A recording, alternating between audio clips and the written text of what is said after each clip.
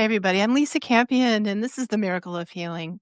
I'm so excited for today's conversation. Today's guest is Nimesh Radia, a spiritual mentor, energy healer, Akashic Record Reader, and host of the globally ranked Spiritual Journey podcast, and which I've been on. I really, really enjoyed being on his podcast. And I knew after having connected with him on his show that we just had to keep the conversation going. And what makes his story so compelling is he spent over 25 years in corporate leadership before walking away to follow a deeper calling, which is really helping people reconnect to their souls and live more authentically. Now, through mentorship, energy work, Akashic Records, he really helps guide people through the profound spiritual transformation, helping them discover their purpose and step into who they're truly meant to be. So, welcome to the show, Nimesh. It's so good to see you again. Yeah, I'm excited to be here. Thank you for such a beautiful introduction and such a lovely energy space. I'm looking forward to continuing the conversation, so I'm excited. Yeah, me too. So nice to be with you again. And so, for those that don't know you, can you start just by sharing a little bit of your journey and how you went from being corporate guy to spiritual mentor? Sure, I'd love to. So, short story about when I finished college, university, I was very determined, very mental, I wanted to take over the world, right? And I was doing really well. I was had a nice role. And a friend of mine thought I was doing too well, so I experienced dark magic for the first time, and Mhm. it led me to be out of work for a couple of years. I got guided out of that by just by chance. Another friend wanted to see a religious person, and she said somebody's done something to me. I didn't know what any of that meant at the time, but it led me to start on a healing path. This was about 20 years ago, and for a while I was looking for people to fix me. Give me a course, give me something, and then I realized everything I need is inside me. All the love, all the joy, the answers, everything I need is inside me, and it led me to start to work with my mentor, my friend Cedric Jeffrey. I supported her events around the world, Mexico, Hawaii, Spain, UK, and I really thought we were going to raise the consciousness of the planet together. But she passed away in a fire, aged only 38 in March 2020. Wow. And she quickly became my spiritual guide. She's the one, as a guide, pushed me to learn how to read Akashic Records, and also to realize I was being playing safe. I was kind of waiting behind her, waiting for her to tell me what to do, and it was time for me to step up. So I only learned how to read the records because I wanted to understand my soul contract with her, Mm, and led me to understand that, you know, she supports me on the other side and I do the work here. But it also opened up the door and realms for me to build such a beautiful connection with my guides, with different realms. And through the through the records, I got the message that my voice is my gift, which is when I started the podcast. I named it after Sidra, sort of has her initial spiritual journey, Sidra Jeffrey. The mm, mentorship program I do was channeled through the records. And I was still in the corporate world in parallel.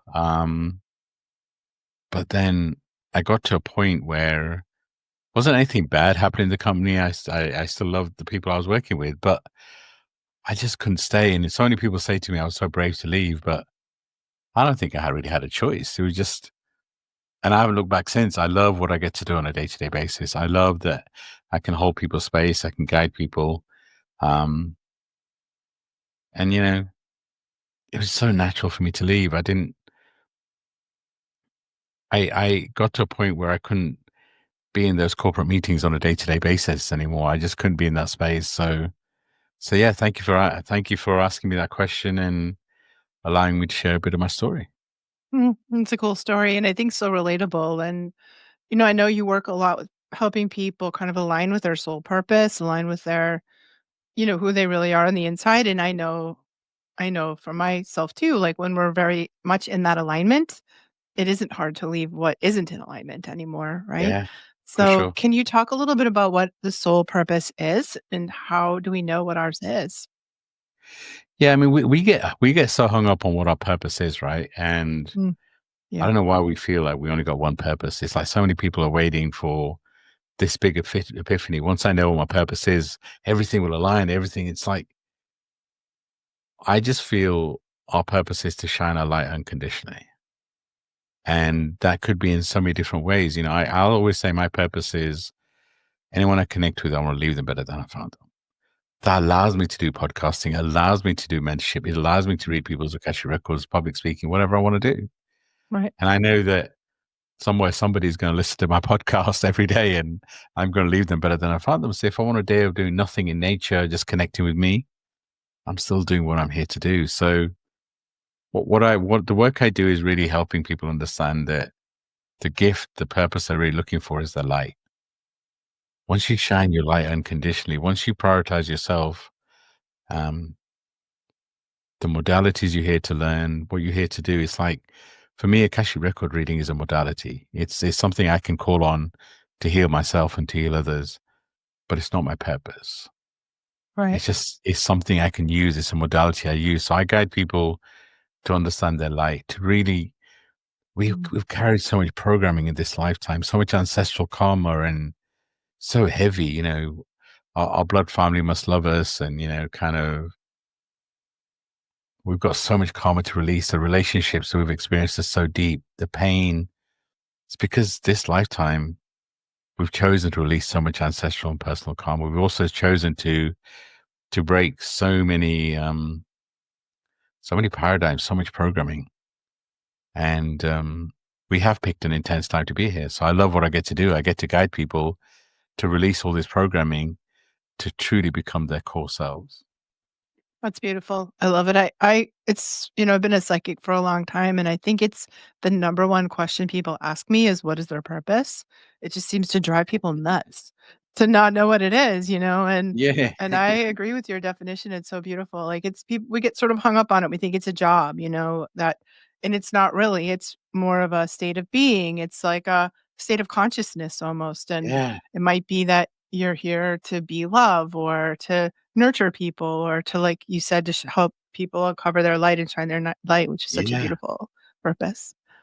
And it's just shining your light unconditionally. It's just, that just allows us to be present. And I really feel like what we're all trying to do is to become more present, be present in this energy. And if we're real with ourselves, we can't change what's already happened. How much control do we really have over the future? If we're look at the last few years and, even during lockdown, but even the last few months with all these retrogrades, and we don't really have a Mhm. lot of control, but we have control over this moment, the Right. magic and the beauty of this moment. And it's just, Yeah. I don't, I'm not never say that life is easy, but I do feel this spiritual journey is simpler than we make it. Mhm. Yeah, that's really nice. I mean, I know, like, I can't control the outer world. All I can control is my inner state of consciousness. The only thing I Same. have control of is my own what's happening inside my inner landscape. So, I also put a lot of time into that. That's where I Yeah. put my time and attention. And if I'm sort of in a good groove and on the inner plane, then the world sort of flows for me in a much more effortless way, even though there's all this crazy stuff going down in the outside world all the 100%. time. And that's the thing. It's like everyone's always looking for answers in the spiritual journey, but taking care of ourselves, having that self-care, connecting with our own energy, own vibration, time in meditation, time in nature, um, that gives us such a solid base to be present. Yeah.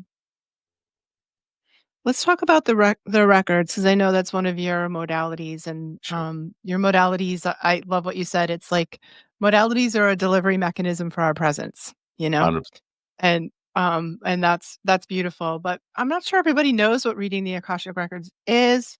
So can you explain a little bit about what it is and Oh, why I'd it's love helpful to do it? I'd love to. So Akashic Records, again, my perspective is a record of everything your soul's been through. Current life, past life, future life, parallel life. Everything about you is stored in the records. And I feel like we all have, and we all in some way have access to records. Whether you've done a meditation, whether you've channeled, you've touched the records in some way. But when you build that direct connection with the records, you start to get an insight into your journey, the karma that you brought into this lifetime, your soul contracts. And it's not like, the records are going to give you all your answers, because you're here, you're a human having, sort of soul having a human experience. So it's like you can't stop the painful experiences, but what you can do is gain insights in why you're experiencing those painful experiences. What is your lessons? You know, the soul contracts you have in the world, maybe your past lives and what you're carrying from a past life into this world. They just give you a view of this life and what you're here to do. And also for me, they just allowed me to build a beautiful connection with my guides.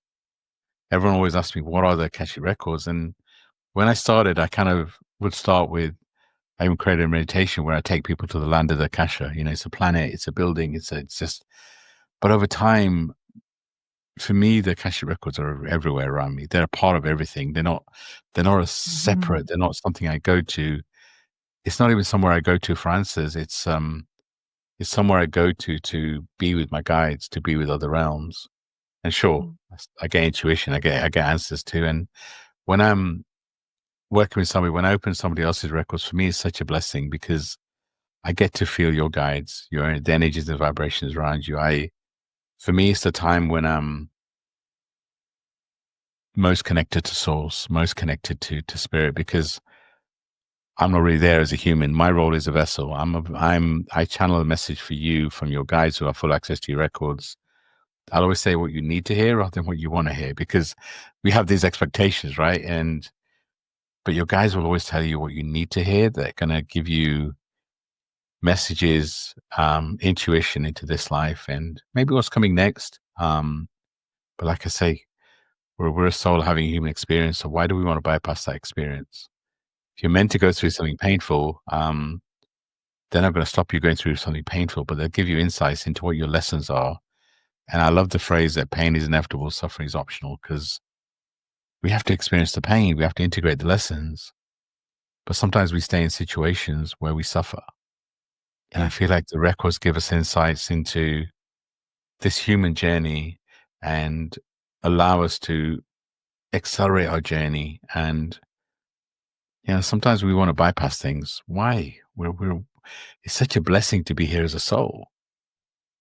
If Mhm. you're here right now during this transitional time, I get it's painful and it is really intense, but I feel like any soul that's here right now is blessed because we get to feel and we get to be part of what the planet is transitioning into. Yeah. I think That's a that's long answer to a short super. question, by the Oh, way. it's And such a great answer. No, it's I beautiful. I love that. I think it I think we actually learn so much by suffering. We learn so much by I think we learn compassion by yeah, suffering, and sometimes the suffering has to or the pain has to get really, really intense before we're willing yeah, they say that the pain has to outweigh the fear before we're willing to make the yeah, change, and that's kind of where we or when your guides no longer let you bypass, push it under the rug, then we hit the dark night of the soul. And I know yeah, that's something that you help a lot with people is, it's a beautiful time to get sort of roll up your sleeves and get some really intense spiritual work done is in the dark night of the soul. We sort of don't have yeah. too many other options. But let's talk about that because I know it's a little bit of one of your topics. Yeah, I mean, Dark Night of the Soul, I feel like so many people are going through that rebirth, that really dark night right now. It's just, Yeah. it's that intense time where you're in a world you don't belong in anymore. And it's such a deep, it's shedding all layers, it is a rebirth. Every part of you has to die for a new version to be born. And you talked about pain and, it does feel, it really does feel like you're dying, Mhm. but more of a spiritual death. And, when you go through that dark night, and it's called Dark Night, and let's be honest, it's not one night. So if anyone has that expectation that all of a sudden you have one If night, only, if yeah, only it wasn't exactly. one. But it's the period of time where you are shedding every part of you. All these expectations you held on to, all these dreams that you thought you had, is all being shedded away, and it feels like, really does feel like you're on your own, and it feels like, the image I have of the Dark Night of Soul is you crying on the floor, just nobody's supporting you. Just you've had enough. That's it. It's like you get to a place where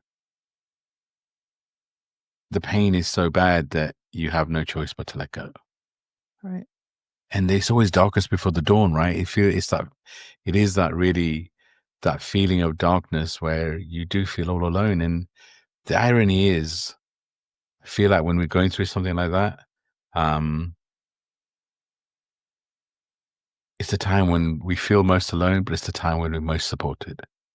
Mhm. And I always say that our guides are not going to stop us going through a dark night of the soul, something deep, painful. But it's like when we recognize and we do something to meet the universe halfway, like self-care, and really kind of start to, the universe will support us and help us, will send us people to help. They're not Mhm. going to stop the pain, but they'll send people to hold space. But if you're listening to this and you feel like you're all alone and you feel like nobody understands what you're going through, that you're at such a point where you don't want to be here anymore. Mhm. You're here for a reason. You're needed. You're wanted. Keep going. I'm not going to say it gets easier, because who am I to say that? But you'll start to get insights. You'll start to get insights as to what's happening to you, what's expanding. You'll start to get insights and understanding as to why you had to go through what you went through. And always Wow. remember that your soul is not going to agree to anything. The universe is not going to give you anything you can't handle. And whatever you're going through is a phase, and this phase will pass, right? Right. Yeah, I think so many people, like you said, are in that time right now, and this time of the ascension, the shift, whatever we wanna call it, where there's this Yeah. massive change in human consciousness. Let's talk about it, because I know it's so important I and love something that you talk about a lot. And so what is it we're going through, and why is it so difficult, and how do we manage Yeah. it, and what's gonna happen when we are done with it? That's a loaded question. So, I mean, you call it whatever you want. I mean, it's a human label, whether you call it ascension, whether you call it shift to third dimension to fifth dimension. I like to look at it as we're shifting from divine masculine to divine feminine. We've been for centuries in a phase of, divine masculine, which is all about the ego. It's all about control. It's all about individuals. And it really is a shift from divine masculine to divine feminine. And the masculine is all about the ego, the mind, and the feminine, I feel, it's all about the feeling side. It's like a shift from I think to I feel. But so much, if the planet is going to change its axis and go from divine masculine to divine feminine, all these pillars that we've created, all these kind of rules and about individuals in politics, and has to kind of break down. So, I often ask my guys, the question is, why does this shift need to be so painful? And maybe it doesn't, but I feel like the planet has to go through so much over maybe the next 12 months or so, however long period, because time is a human concept, but where there's going to be more natural disasters, where people are going to go through so many shifts. I feel like a lot of egos, these people that we put on pedestals, are going to come down. But it's an opportunity for us to connect with our heart. The human side of us loves to control, loves to, you know, we talked about it, have a time frame, what's coming next. And, but this phase is more about letting go and trusting the spirit, the soul. And because, again, let's be honest, we don't know what's coming. We know a shift, we can feel it. I feel like the planet's going to go through so much, and individually we're going to go through so much. And we have a choice. Do we focus on what we're feeling inside?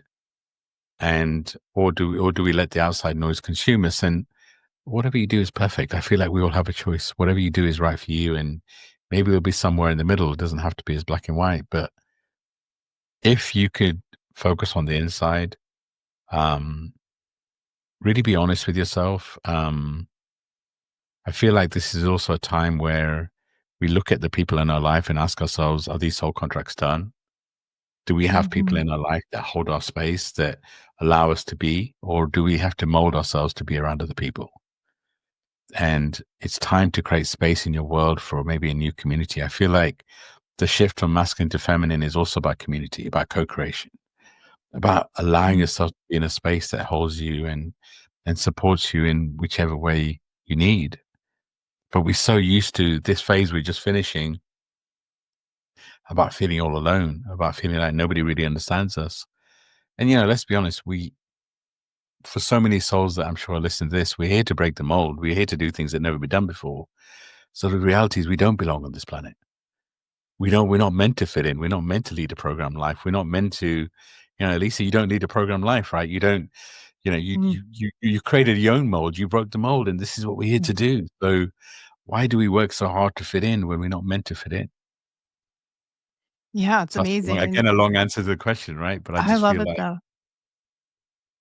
I I think love we're the just shift. in this like massive deconstruction phase. Yeah, Like everything, all the systems we built are deconstructing, and our internal systems are deconstructing. Like our egoic self is, falling apart, and all the things that we attached our ego identity to yeah, are crashing down. And it's 100%. liberating if it can be terrifying. But I feel like for me, it's quite liberating to let go of that, those defining things that define our society and our ego identity. Like, I'm so curious to see what we're gonna create instead. Like, I think it's Yeah, gonna be an and upgrade. excited, right? Does it have to Yeah, be? I mean, the human is daunted. I mean, scared. And as you said, the masculineness is an identity crisis. It's like, who are we anymore? right. Feminine is trying. It's just, it's a beautiful. And I guess we're probably the same. Think a little crazy, but I'm excited I am too. because the soul chose to be here. It's a blessing. It's a beautiful time Yeah. to be here. Mm.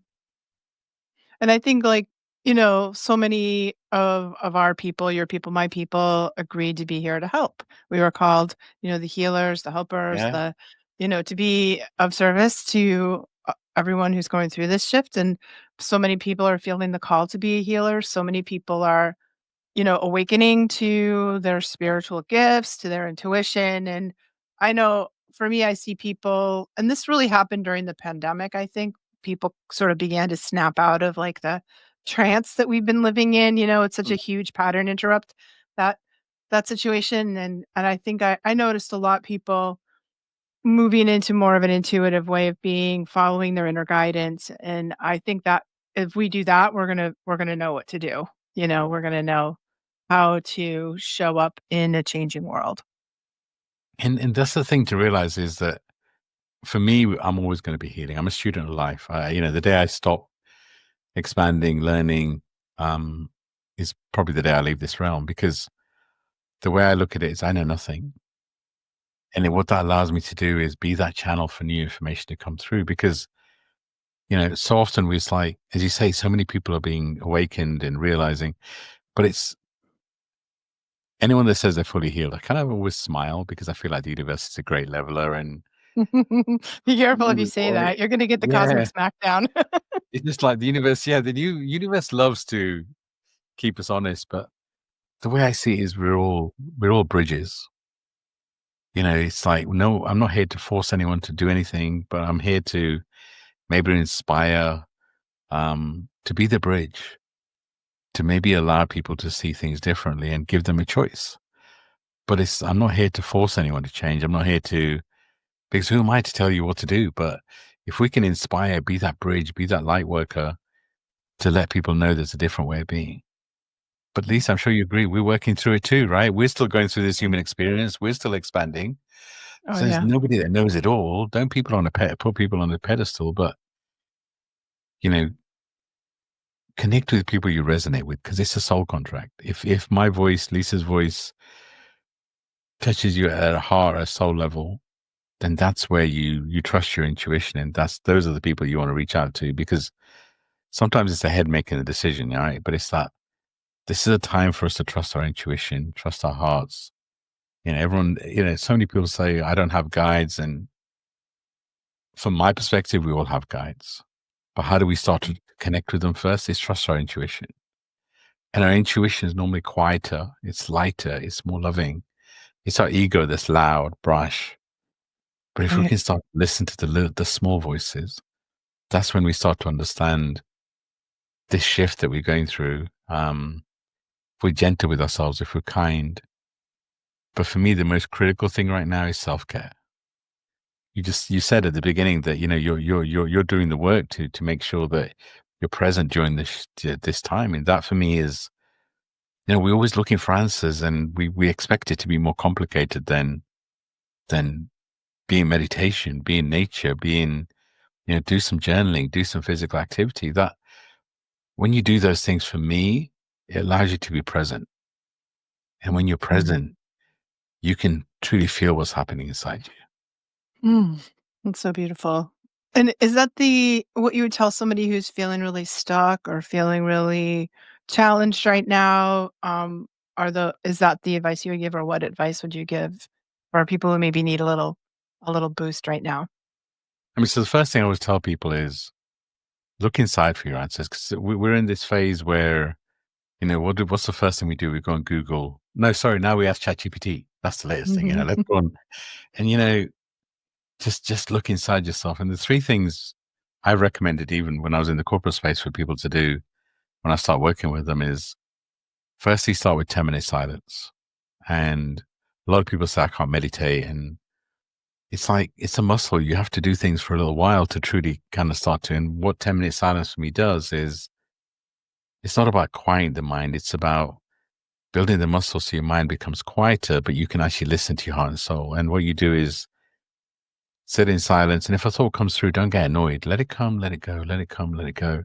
If you do that for 21 days, you start to feel more of a calmness. And what that does is it allows you to respond to things rather than react. As humans, we're taught to react. If we're attacked, we defend. When you do meditations, time in silence, what it does is it allows you to respond, and you can respond with love. You can choose how you respond. The second thing I always recommend is mirror work. We spend a Mm, lot of time loving our physical body, but how much time do we love ourselves from the inside? And what mirror work allows you to do is to connect with you on the inside. And what that looks like is connecting with you through your eyes or one eye, because you can't connect to both at the same time. I've tried, but you connect with one eye and you just feel what you feel inside. Allow yourself to connect to the inner you and say whatever's in your heart. I always recommend saying, I thank you, I appreciate you, I love you. But mhm, whatever, maybe it's just I love you. Maybe you start singing to yourself. But again, you do that for a little while, you start to feel your energy and your vibration inside. right. And the third thing is journaling, because it's like we carry so much. And when you journal, it's a beautiful release. Because we carry, it's like what we do is we go through so much in childhood and everything else, and we push it down, we push it down. But we're like a volcano, eventually it has to come up. And what journaling does is a natural way of releasing what you're holding on to. So, and when you journal, brain dump, kind of everything you're holding on to as much as you can, but then make sure you replace it. Because if you create a space in yourself, unless you replace it consciously, the universe will replace it. So this is where gratitude comes in. And when I say be grateful for something specific. We can always say, oh, we're grateful for our kids, grateful for having a roof over. I mean, of course, we should be grateful for those things. But when you're intentional, you pick a moment. You know what? I'm so grateful for the conversation I had with Lisa. It was so natural. It was so open. It was so flowing. What that does, it creates a magic moment for me. Mm. And what I'm doing is I'm also asking the universe for more of those moments. Yeah, it's beautiful. I love that. Thank you so much. And Nimesh, if people wanted to work with you or learn more about you, how would they go about Sure. doing that? So, as you mentioned earlier, I have my own podcast. It's called Spiritual Journey: Path to Awakening. It's a beautiful place to hear more of this type of conversation. I don't script anything. I don't edit anything. I release 2 episodes a week. One with co-host Stacy, one with guest. I also do a monthly episode where I channel a message through the Akashic Records. So if you want to learn more about the records, that's a great place to start. I also read Akashic Records. So if my voice inspires you and you want me to guide you to connect with the records, then reach out. Um, the thing I love doing most right now is my mentorship, where I get to guide with people one to one over a 12-week period, truly helping you to understand you, working through your 4 bodies: physical, mental, emotional, releasing any karma, and so much other stuff. I'm starting a new membership on 1212. I realized that it's important for me to create a community, a gap between the podcast and the Akashic Records. There's a space. And I Mm. really wanted to create a safe space and a safe community. So reach out if you want to be part of it, and just follow me on social media. There's so much there, so much I love to give back to the planet. So reach out and follow me and let me know if you have any feedback. Mm. Feedback's a blessing for sure. Well, thank you so much for being here. Thank you so much for the work that you do in the world. And you're so inspiring to me. and to Oh, so many thank you. others. I think just by showing up and being real and humble and wise, and yeah, thank you so much for Yeah. And just our connection. thank you for such a beautiful space. It's such a loving, open space. And like I said, my deal with my guys, and maybe it's going to help somebody, is to keep showing up. Mhm. Wherever you nudge to, wherever you feel, just keep showing up. And know that you chose to be here in your beautiful life. And Lisa, thank you for your light. You're Mm. such an inspiration. So thank you for creating such a safe, beautiful space. Oh, thank you so much, Nimesh. And thank you all for joining us on this incredible conversation. So glad that you're here. If you want to find me, you can find me on my website, lisacampion.com. I work mostly with emerging psychics, healers, and empaths who are wanting to step fully into their gifts because, hey, the world needs all the healers it can get. I'm gonna die on that hill. And thank you for joining us today on the Miracle of Healing, where we are healing the planet one person at a time right here on the Empower channel.